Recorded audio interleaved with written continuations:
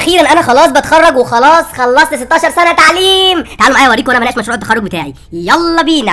طبعا مبدئيا كده انا اول مره اتخرج فانا ما اعرفش بيلبسوا ايه في مشروع التخرج ده، فسالت اصحابي قالوا لي لازم تجيب بدله وانا ما كانش عندي بدله. رحت جبت بدله وقعدت اجرب بدله والثانيه والثالثه والرابعه وطبعا ما عجبنيش ولا بدله فيهم، فقمت قررت ان انا هلبس كلسون. كلسون ياما كلسون.